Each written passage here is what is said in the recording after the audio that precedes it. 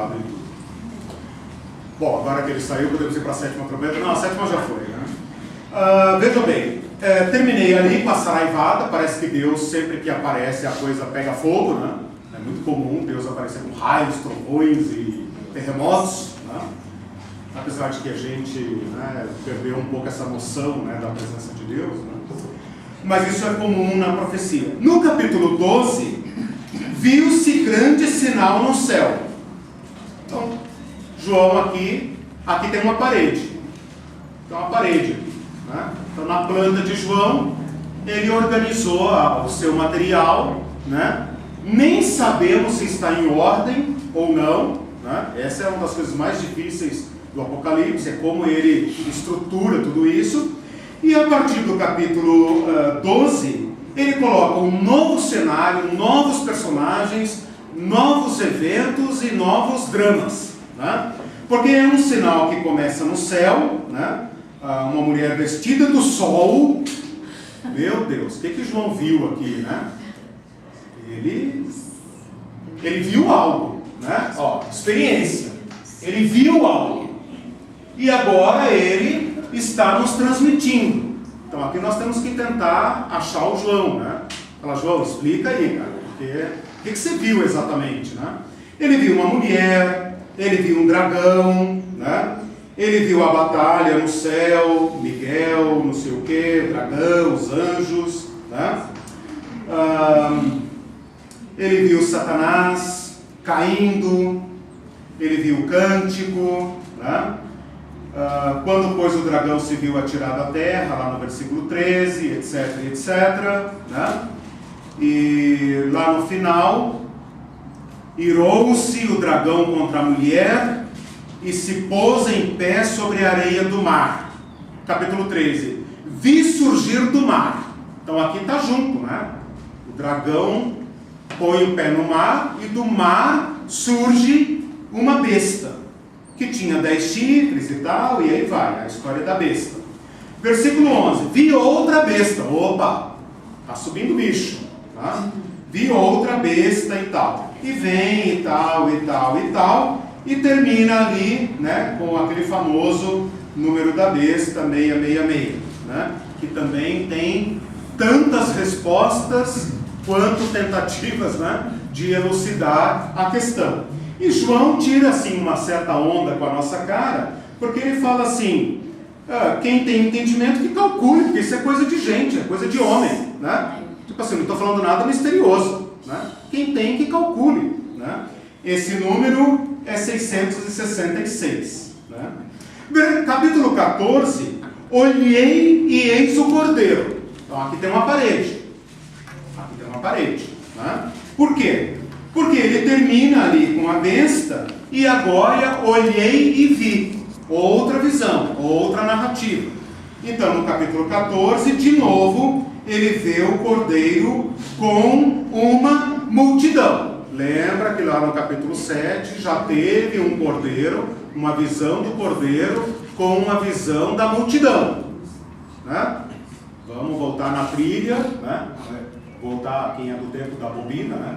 Voltar um pouquinho e tal, né? Lá no capítulo 7 já teve o cordeiro com outra visão. Então parece que quem está mostrando o livro para João faz com que João às vezes retorne em algumas visões, né? Me parece que ver aqui o cordeiro sobre o Monte Sião, né? O Monte Sião é onde estava o templo, a figura da presença de Deus, né? Junto com aqueles 144 mil que já foram citados no capítulo 7, então parece que de vez em quando João é levado ao culto do céu, né? Para se consolar, né? Para suportar o peso, a densidade das visões, né? Aí segue ali, né, por exemplo, no versículo 6, né, vi outro anjo. Seria interessante vocês fazerem uma leitura do Apocalipse de cabo a rabo, né, só vendo o verbo ver e ouvir. Então vi, então me disse, então ouvi, né, porque aí você vai vendo as experiências de João, que são anteriores ao texto. Antes de o texto ser escrito, houve um homem que viu, né? Então, diversas vezes ele vai dizer: então vi, então ouvi, então me disse, então me levou, né? São as costuras do texto, né? Você está achando aqui o esboço, né? As marcações que João fez.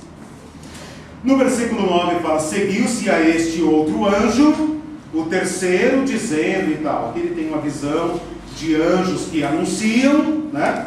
E termina ali o capítulo 14, ali no, vamos ler ali, olha, versículo 19, por exemplo, né? Versículo 18, né? Saiu do altar outro anjo, tem anjo voando aqui para todo lado, né? Anjo para lá, anjo para cá, quer dizer, os anjos são os mensageiros do Apocalipse, né? Tendo ele também uma foice afiada. Aqui é a linguagem, né, da roça antiga, né? Ou, né, não mecanizada, né?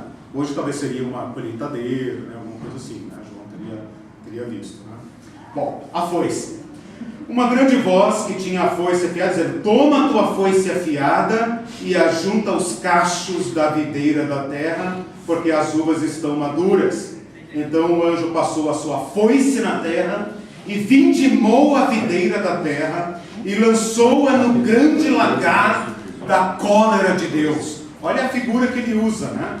Se alguém não sabe como se produz uva, né, na antiguidade, ou quem sabe aí nas colônias, não sei se ainda se faz uva assim, né, pisada no pé, né? É uma figura... Oi? O vinho, né? O vinho, como se faz, exato, eu falei uva? Como se faz uva, né, nas colônias, né, o método antigo. Faz vinho, de novo. Faz vinho no lagar, né, e pisando, a figura de suco da uva com guerra e sangue. Essa é a ideia. Porque depois, lá no capítulo 19, vai aparecer o homem com a roupa suja de sangue, né? Então ele está vendo aqui coisas muito dramáticas. Pensar uma coisa e falar outra é comum, né? Eu troco o nome até da Irene, então não me estranhe, eu sou normal. Eu tinha ouvido uva, né? Não, eu tinha ouvido vinho, interessante. Isso é normal. No capítulo 15, então a gente para ali, né, o lagar pisado, sangue até a altura do freio dos cavalos, né? Chacina, mortandade, muita tragédia. Figura de uma guerra antiga, né? Muito sangue, né? Uma figura tétrica. Mas parece que quando João vê uma coisa muito pesada, Deus fala: João, lembra de Deus, né? Então no capítulo 15, vi no céu outro sinal grande e admirável. Por que outro sinal no céu? Porque já tem um sinal no céu nos capítulos anteriores, né? Então João está aqui organizando o seu material. Tipo, aqui encerra, de certa forma, a visão do capítulo 12, do capítulo 13 e do capítulo 14. Então o capítulo 12, 13 e 14 é um cômodo só dentro da planta de João, né? Não tem postura aqui, né? É um cômodo só. No capítulo 15, ele está nos dizendo que vai começar uma outra sessão, né?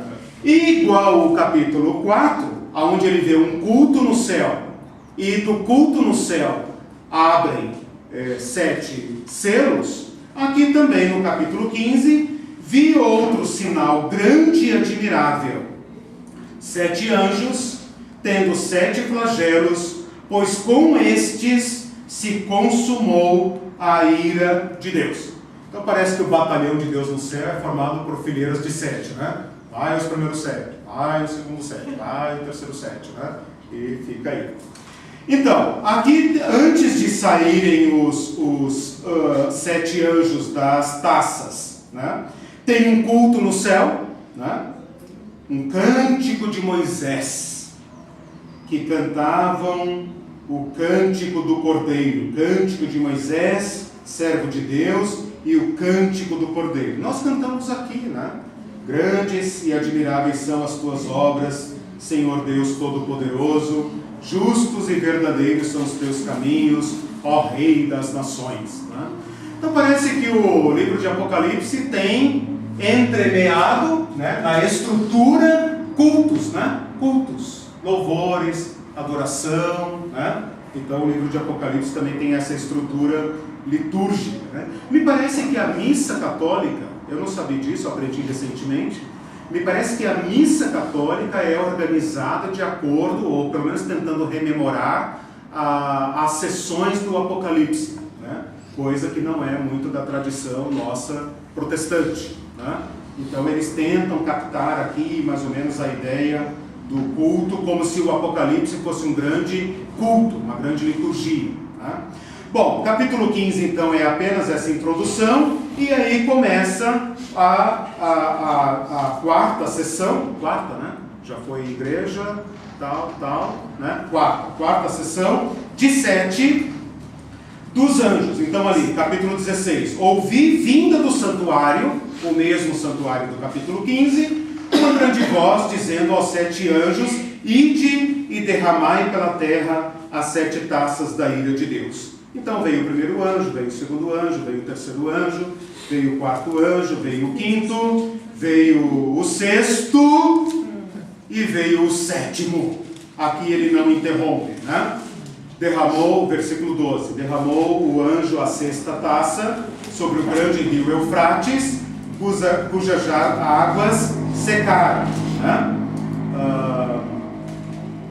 Eis que veio como vem o ladrão. Essa palavra aqui a gente conhece, né? Versículo 15. Bem-aventurado o que vigia e guarda as suas vestes, para que não ande nu e não se veja a sua vergonha. Então se ajuntaram no lugar que em hebraico se chama Armagedon. Então, aqui se achou o Armagedão, né? Está aqui. Então derramou o 7º anjo a sua taça pelo ar, e saiu grande voz do santuário do lado do trono, dizendo: feito está. Palavra de Jesus na cruz, né? Está consumado. Feito está. E sobrevieram relâmpagos, parece que quando Deus se mexe, né? Os raios, trovões e terremotos o seguem. Vozes, trovões e grande terremoto, como nunca houve igual, desde que há gente sobre a terra. Tal foi o terremoto forte e grande. E aí então ele introduz a história da Babilônia. E lembrou-se Deus da grande Babilônia para dar-lhe o cálice do vinho, do furor da sua ira. Então aí está o vinho que foi pisado lá, né? Agora vai ser dado a beber a Babilônia, né?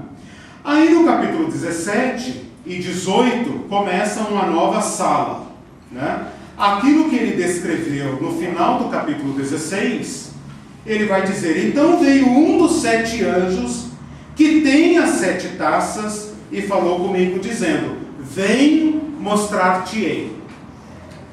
Lá no capítulo 21 ele vai dizer assim: vem mostrar-te-ei.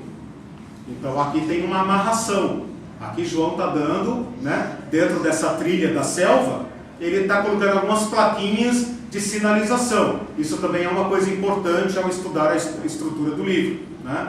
Você vai anotando frases repetidas, né? Porque isso demarca uma certa divisão, tá? Então aqui ele vai mostrar a prostituta, a meretriz, e lá no capítulo 21 e 22 ele vai mostrar a noiva, a virgem pura. Então ele está claramente estabelecendo 2 desfechos, né? Um da prostituta, da meretriz, e outra da noiva, da virgem, a imaculada esposa do Cordeiro. Então no capítulo 17, vi um dos 7 anjos e tal: vem mostrar-te-ei o julgamento da grande meretriz, que se acha sentada sobre muitas águas. E o que ele descreve aqui se parece muito com o que ele já descreveu no capítulo 13, que é o quê? A besta. Então percebam que o livro tem peças, né, que estão dispostas, né, estrutura, estão dispostas como João quis, né, porém elas se remontam uma à outra, elas se referem uma a outra. Capítulo 18 vai descrever a destruição, né? Depois destas coisas vi, olha aí de novo, depois destas coisas vi descer do céu, que iluminou, né? E exclamou com potente voz, dizendo: caiu, caiu a grande Babilônia. Caiu, caiu a grande Babilônia. E aí segue, né? O apelo, a angústia, ele descreve todo o terror que isso vai causar, vai indo lá para o final do capítulo, né? Arrojada a Babilônia, etc, etc, a desgraça, etc, etc, etc. Versículo 24: e nela se achou sangue de profetas, sangue de santos e de todos os que foram mortos sobre a terra. Ponto. Capítulo 19. Depois destas coisas ouvi. Então, se você estiver pesquisando, né, a palavra vi e ouvir, aqui você anota, né? Faço o marca-texto aí, né? E vai, né? Depois destas coisas ouvi no céu uma grande voz. Perceba que o anjo sempre leva João de volta para o culto, para a sala do trono, para a sala da adoração, né? E lá está a voz de uma grande e numerosa multidão. Opa! O livro já falou de grande e numerosa multidão que não se pode contar, que estava com o Cordeiro. Então a gente também pode observar no livro as palavras que se repetem, né? E depois tentar sincronizá-las. E aqui também um culto, né? A salvação, a glória e o poder são do nosso Deus. Grandes e tal, né, e tal, julgou a grande prostituta, etc. E eles dizem aleluia, e sobem fumaça pelos séculos dos séculos e tal. Os 24 anciãos e os 4 seres viventes prostraram-se e adoraram a Deus, que se acha sentado no trono, dizendo amém, aleluia. E então saiu uma grande voz do trono, exclamando: dai louvores a nosso Deus, todos os seus servos, os que o temeis, os pequenos e grandes. Aleluia, pois reina o Senhor, nosso Deus, o Todo-Poderoso. Então nosso culto aqui na terra pode ser ensaios e prévias, né, do grande culto do céu. Versículo 9: então me falou o anjo, escreve. Opa, aqui João é imediato. Então ele está organizando seu material. Tem coisas que foram escritas de imediato. Escreve: bem-aventurado aqueles que são chamados à ceia das bodas do Cordeiro. E acrescentou: são estas as verdadeiras palavras de Deus. Prostrei-me ante os seus pés para adorá-lo. Ele, porém, me disse: não faça isso. Eu sou conservo teu e de teus irmãos, que mantêm o testemunho de Jesus. Adora a Deus, pois o testemunho de Jesus é o espírito da profecia. Versículo 11: vi o céu aberto e eis um cavalo branco. Ele acabou de dizer que está tudo encerrado, tudo terminado, e agora ele narra uma outra visão. Vi o céu aberto e eis um cavalo branco. E aqui ele descreve o que nós poderíamos entender como a vinda do Senhor. Ele é chamado o Verbo de Deus. E os exércitos que há nos céus o seguem, vestidos de cavalos brancos. Se alguém não sabe andar a cavalo, vá treinando. Os cavalos do céu, né, são... quem não sabe vai aprendendo. Se você fizer uma leitura, digamos, literal do Apocalipse, é isso que você tem que fazer, né? Se você imaginar exércitos antigos, desfiles, paradas antigas, aí você pode ficar tranquilo, né? Como eu, por exemplo, que não sei andar a cavalo. Sai da sua boca uma espada afiada, meu Deus, para com ela ferir as nações, e ele pisa o lagar do furor da ira de Deus. Mas espera, já teve uma figura aqui do lagar da ira de Deus. Aliás, o vinho até já foi servido para a prostituta, né? A meretriz, né? Mas vai ter um vinho que Cristo vai tomar conosco no reino dos céus, é outra coisa. As bodas do Cordeiro, que já foram narradas antes, capítulo 19. Então aqui você está vendo como João está estruturando as peças, né? as ordens aqui, né? As visões. E vai e via a besta e os reis da terra para pelejarem contra aquele, etc, etc. Então vi descer do céu, capítulo 20. Então vi descer do céu um anjo. Os anjos não param no Apocalipse, né? É um trânsito, né? Incessante de anjos, né? Aí vem aquela história que vocês conhecem da prisão de Satanás, né? A ressurreição dos que foram decapitados, mas já teve a ceia no céu, né? Já teve a ceia no céu, mas agora ele está vendo a ressurreição daqueles que foram decapitados. E está dizendo que essa é a primeira ressurreição, né? Então, opa, João aqui deu um cavalo de pau na gente, né? Ele foi e voltou, né? Fingiu que foi, mas não foi, né? Ele fez uma estratégia literária aqui, né? Bom, vamos lá. Os pecadores se rebelam, né? Satanás é julgado, o grande trono branco, né? Tudo vi, né? Vi um grande trono branco, vi os mortos, né? Etc, etc. Ele está assistindo coisas que jamais aconteceram, mas ele estava lá em espírito vendo estas coisas.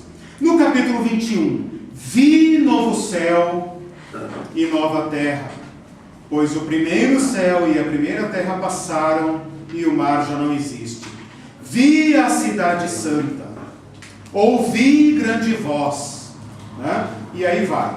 Então veio um dos 7 anjos que tem as 7 taças, versículo 9, 7 flagelos, e falou comigo: vem mostrar-te-ei a noiva e a esposa do Cordeiro. E me transportou em espírito até a grande e elevada montanha, e me mostrou a santa cidade, Jerusalém, que descia do céu da parte de Deus. E aí vai e tal, mostrando a estrutura, a beleza, a glória, etc, etc. Capítulo 22, não tem divisão, né? Então me mostrou o livro da água da vida, do rio da água da vida, que sai do trono de Deus e do Cordeiro. Opa!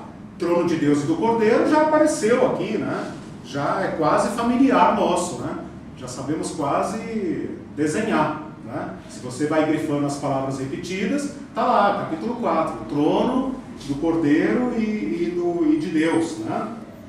E no meio dela uma praça, etc., a margem do rio, barará, barará. Versículo 6, disse-me ainda, estas palavras são fiéis e verdadeiras. E aqui então vai se encaminhando para o final do livro. Lembra que lá no começo, lá no capítulo 1 ele fala: eu, João, vi estas coisas e o Senhor me disse, etc, etc, etc. Aqui agora ele vai terminando a sua carta, né? Disse-me ainda, essas palavras são fiéis e verdadeiras. Olha o versículo 8. Eu, João, você pode comparar lá com o capítulo 1:8. Eu, João, vi, eu, João, não sei o que, mesma coisa agora. Eu, João, sou quem ouviu e viu estas coisas. E quando as ouvi e vi, prostrei-me ante aos pés do anjo que me mostrou essas coisas para adorá-lo. João não aguenta a glória do negócio e ele se joga mesmo para adorar, né? Ele não pode ver um ser brilhante, fantástico, maravilhoso, que ele está pronto para o culto. Tem tanto culto em Apocalipse, né? Ele está pronto para adorar. O cara fala: não sou eu. Tem mais glória atrás de mim, né? Vai para lá, né? Eis que venho sem demora. Olha como muda do versículo 6 para o 7 o sujeito que fala, né? No versículo 6 fala assim: o Senhor Deus enviou o seu anjo. Eis que venho sem demora, vem antes, né? Eis que venho sem demora, bem-aventurado aquele que guarda. Eu, João, tá. Já tinha lido essa parte. Versículo 10, disse-me ainda, não cele as palavras desse livro. Eis que venho sem demora, comigo está o galardão. Eu sou o alfa e o ômega. Você pode colocar o capítulo 1 e o capítulo 22 lado a lado. Você vai ver que eles se amarram. É como se fosse a ponta da entrada e a ponta da saída, né? Eles se correspondem. Eu, Jesus, enviei o meu anjo para vos testificar estas coisas às igrejas. Quais igrejas? Ora, aquelas do capítulo 7. Então agora nós estamos fechando o Apocalipse num círculo, né? E versículo 18: eu a todo aquele que ouve as palavras da profecia deste livro testifico, se você acrescentar qualquer coisa a esse livro, você vai sofrer os flagelos desse livro. Se alguém tirar qualquer coisa das palavras desse livro, Deus tirará a sua sorte na árvore da vida, da cidade santa e das coisas que se acham escritas neste livro. Redação final, livro completo agora. Não é uma visão, uma carta e tal. É o livro fechado, o livro todo, né? Aquele que dá testemunho destas coisas diz: certamente venho sem demora. E João responde: vem, Senhor Jesus. Maranata, né? Vem, Senhor Jesus. E a graça do Senhor seja com todos. O que nós fizemos aqui foi entrar na floresta e sair lá do outro lado, né? Para ver onde estão as partes, as salas, as sessões. Puxa, eu falei pra caramba. Sem parar para colher as ervinhas, ver o que elas significam, né? Sem entrar nos caminhos errados, né? Onde os caras já caíram, né? Então nós fizemos aí um passeio de mão dadas, né? Pela caverna do Apocalipse, né? Para ninguém se perder, porque às vezes fica escuro, às vezes treme, às vezes tem enxofre, etc., né? Anjo, demônio, etc., né? Então é um livro, parece um caldeirão fervendo, né? Diga, Ismael. É difícil então fazer uma cronologia, né, desse livro. Matou a charada. Matou a charada. Difícil. Aliás, o que a gente deve fazer agora é o seguinte, veja, nós temos aí partes. Então, o que eu quero que vocês entendam é o seguinte: esse livro com 22 capítulos é um livro. Se você ignorar páginas, títulos, capítulos e versículos, o livro de Apocalipse é um rolo. Um rolo, né? Escreve, etc. Não sela, João. Chega de selo, né? Chega de selo. 7 selos tá bom. Não sela esse livro. Ou seja, é um rolo. Um rolo, né?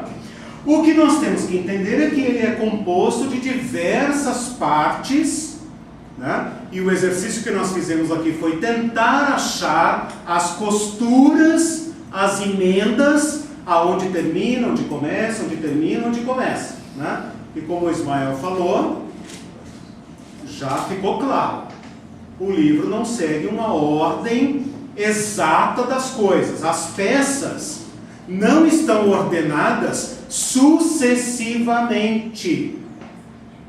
E isso basta olhar para o livro.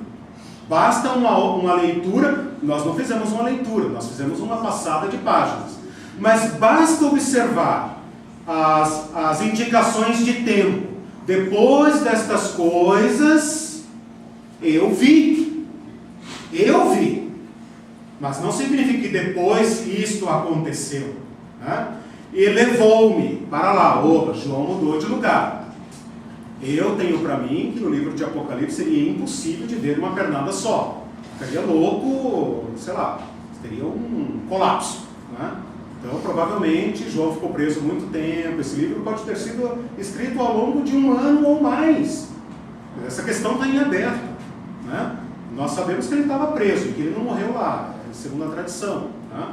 Bom, nós vimos as amarras, as costuras, as partes, as seções, né? Que estão agrupadas num livro.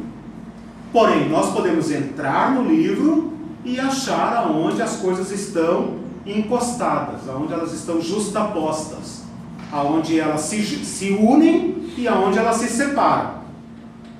Qual é o objetivo disso? Entender João.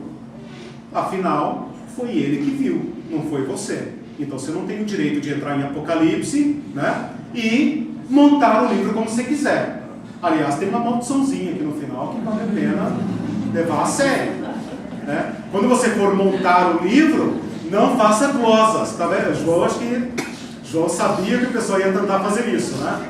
Tipo, essa visão aqui, né, e tal, né, não sei o quê. Ele falou, não mexa no livro. Eu dei o sangue, né? Eu dei a pele, o sangue e a saúde para escrever esse livro. Não mexa, não acrescente, não tire. Essa é uma boa advertência para ler e estudar Apocalipse, né? Mas nós podemos agora olhar como entender. Se a gente tentar ultrapassar o texto, não é tirar nem acrescentar nada, mas entrar dentro do texto e tentar pegar aqui a experiência que está por trás do texto, né? Claro, isso é um exercício falível, evidentemente, né? Falível, impossível, mas é uma tentativa válida, né? Tentar chegar na mente de João, né? E ali com ele tentar entender as coisas que foram reveladas. É bem importante ver esse aspecto estrutural, né, para tentar mais ou menos ver, porque a impressão, não sei aqui a maioria, mas eu tinha uma impressão assim, que o cara foi tomado, não por um espírito, mas um estado profético, um êxtase, né, profético, e ele escreveu tudo. Do jeito que você está colocando, houve e analisando, só virando as páginas, dá para a gente observar que houve um planejamento. Exatamente. Né? E que, por essas palavras repetidas, dá para ver até um estilo literário que ajuda a comprovar também que o livro é de um autor só. Isso. Né? Isso ajuda, ok. Exatamente.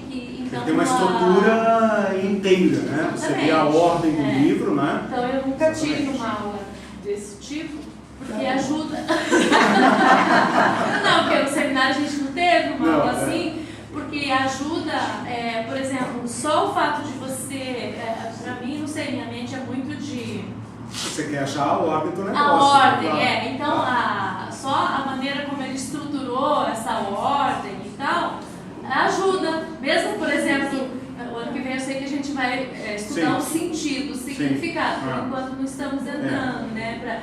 Vamos saber o significado das ervinhas da floresta, né? Para que elas servem, o que elas são e tudo.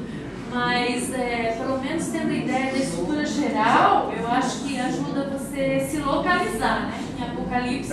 Porque eu percebo assim que a maioria dos cristãos, eu e a maioria, mesmo estudando um pouco no seminário e lendo, né, aqueles livros que você cita, eu já li todos, né? Ajudei a traduzir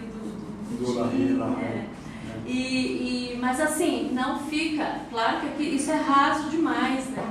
Então, você dispensar essas coisas, esses lixinhos, e limpar tudo e começar a partir do autor, eu acho que é bem importante, né? É importante nisso que você está falando o seguinte: nós temos que entender que um homem viu e organizou esse material.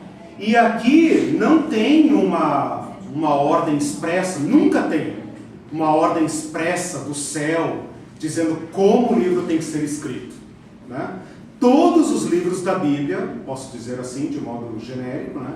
Todos os livros da Bíblia foram escritos por homens, quem sabe alguns por mulheres anônimas, né? Algumas partes, mas por homens, né? Que tem ali a mão dele. Ele escreveu, sob inspiração do Espírito Santo, mas ele dispôs, ele organizou, né? Então a gente tem que levar o autor em conta, né? Mesmo que o Apocalipse seja visão, às vezes ditado, né? Mas é uma ordenação que agora a Irene também falou uma coisa interessante, né? Essas cifras que ele faz, né? Essas expressões repetidas, nós temos que lembrar aqui, olha só, o que nós estamos fazendo com essas aulas. Nós temos que lembrar aqui o seguinte: o livro foi escrito num contexto de guerra, opressão, tortura, perseguição, martírio. Então tem entrelinhas no livro. Tem coisas aqui que estão cifradas, obviamente. Vou dar um exemplo. Babilônia. Babilônia é, obviamente, um código que os judeus e cristãos entendem. Mas que se esse livro caísse na mão de uma autoridade romana, o cara ia ficar com cara de planta, né? Caiu Babilônia, falou, esse cara é louco, né? Babilônia já caiu há séculos, né? Babilônia, na época de Jesus, na época do primeiro século, era uma cidade sem importância nenhuma, né? Mas ele descreve aqui a Babilônia como sendo o grande centro da terra. O que os irmãozinhos de Éfeso entenderam? Roma? Mas ele não pode escrever Roma. Então, assim como ele oculta a identidade de Roma, oculta a identidade do imperador, ele oculta muitas coisas. Por isso a gente se perde dentro do Apocalipse, né? Você lê capítulo 2, capítulo 3, entrou no capítulo 4 e fala, ih, cara, já não entendi mais nada, já embolou tudo. Aí para, né? Porque não consegue se aproximar de João. Então, se você lembrar que João foi escrito num período em que a Polícia Federal está caçando os crentes, porque o culto a Deus é proibido, e os cristãos eram considerados pessoas perigosas, pessoas bandidas, marginais, aí você entende um pouco do estilo, né, como ele falou, do estilo literário. Por que ele cifrou e codificou a literatura? Porque ele não podia escrever uma carta explícita, ele está preso. E os irmãos que vão receber a carta também estão morrendo. Tem aí entre vós Antipas, meu servo, que morreu, né? Leia lá as cartas. Vai ter mais. Fiquem firmes até a morte. Não é até a vinda de Jesus, não, é até a morte mesmo. Hoje você pode entender de um jeito espiritual, bonitinho, né? Ah, você via Deus até os 90 e tantos anos e tal. Beleza. Mas lá não, lá é a faca mesmo, né? É Estado Islâmico. Né? Ser fiel. Né? Então é um livro escrito sob perigo. Por isso é cifrado. E nós não temos o direito de ignorar isso. Entre essas fases da escrita e da redação final, eu colocaria uma revisão. Ah, ok. Beleza. Porque esse material deve ter sido visto, provavelmente deve ter sido visto, porque ele não se contrapõe a nada do que tinha sido escrito. Isso. Ele faz uma... Boa. Apesar de toda a dificuldade de escrita da época e tal, né? Boa. Você está acentuando o fato de que o homem João trabalhou esse material. Né? E nós temos que ter um pouco de interesse. Né? Nós temos que nos sentir apelados pelo Espírito Santo, convocados pelo Espírito Santo, né? A decifrar essa mensagem, pelo amor de Deus, né? Não vamos ter preguiça, né? De entender tamanha revelação da nossa fé, né? Então essa é a proposta. Diga, Ismael. Eu queria só deixar uma pergunta no ar, né? Opa. No nosso Apocalipse de hoje, como que nós estamos sendo atingidos? Através dessa questão tão ética e moral que vai destruir.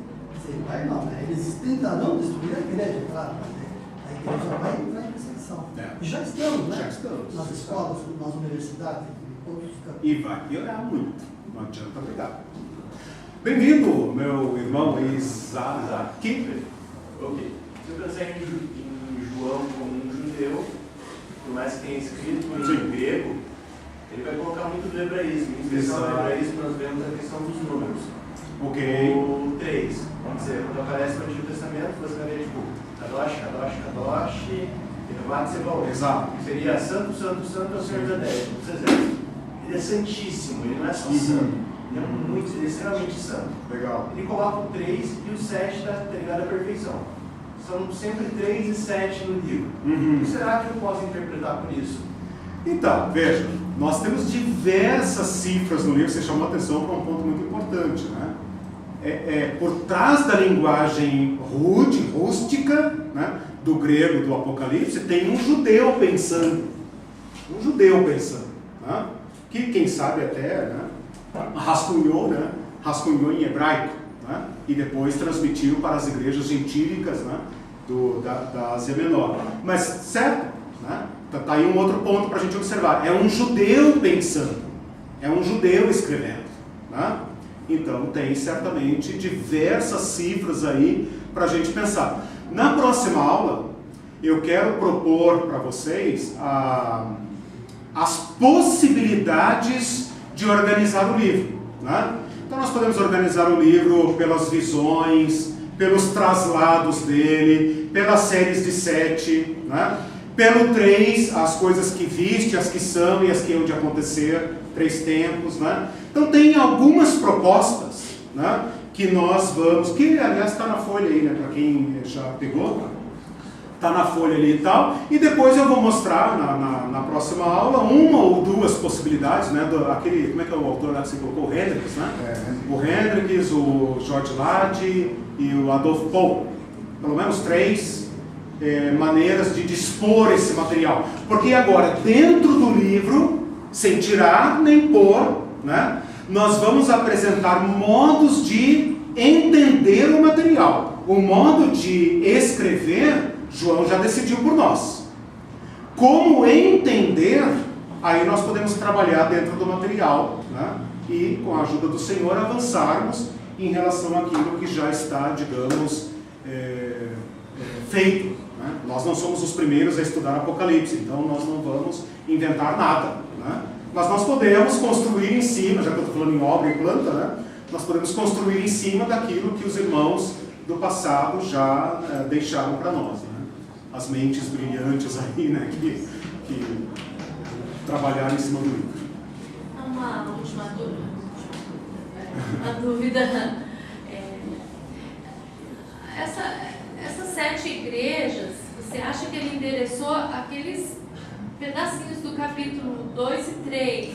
Mas e o restante? Porque no final ele fala que é um esclarecimento do 22. As igrejas. Você acha que... As duas coisas são possíveis. É possível que ele tenha mandado as cartinhas expressamente, diretamente. E o restante? Eles não ficaram sabendo? Do 4? Não, ficaram. O livro é uma carta. O livro tem características de epístola, né? Eu, João, irmão vosso, etc, etc. Depois lá no final. Eu, João, parará, testifico, a graça do Senhor seja convosco e tal. Então o livro todo é uma epístola. Porém, ele tem dentro do seu estilo literário, né, aquelas pequenas epístolas dirigidas expressamente. Menor, parece mais de admoestação, né? Isso, exato. Então as duas coisas são possíveis. Não dá para elucidar. Se for pensar como os primeiros leitores, já que pensando também no João, como sendo, né, o autor, é o autor, sim, né? Sim. Mas os primeiros leitores, eu entendo que certamente o começo do livro eles entenderam direto, mas a segunda parte eles entenderam que se referia a eles, que nem o Eliseu falou aí, por exemplo, caiu a Babilônia, eles entendiam que caiu Roma. Quando falou da besta que surgiu do mar, eles entendiam que era o Império Romano, que era o imperador. Então, aquilo lá se aplicava a eles. Nessa questão da revisão, eu fico pensando assim, de experiência que tiveram os irmãos de Éfeso, que João, segundo a tradição, morreu lá, né? Sim. Daí algum irmão certamente, João, o que ele quis dizer aqui? Aí eu me refiro a coisas assim, né? Quem sabe, né? Aí João tem respondido, não posso acrescentar nada, não posso tirar nada. O que escrevi, né? Mas acho que todo livro, os primeiros leitores serviu de refrigério, serviu para preservar a fé, para ter esperança, né? Originou neles isso, como origina em nós também, né? Por isso que o Ismael ali pode perguntar, né? E o nosso Apocalipse hoje? É isso aí. Se a gente acreditar nisso que você está falando, então nós vamos achar consolo aqui. Nós vamos achar aqui o refrigério do Espírito, né? Porque o livro fala de nós, os que foram perseguidos, os que, né? Fala dos santos, fala da grande multidão. Nós queremos estar lá nessa grande multidão, né? Então o livro é atemporal nesse sentido, né? Gente, já estourei todos os prazos. Desculpem ter falado muito, eu precisava ir até o capítulo 22, né? Vamos encerrar.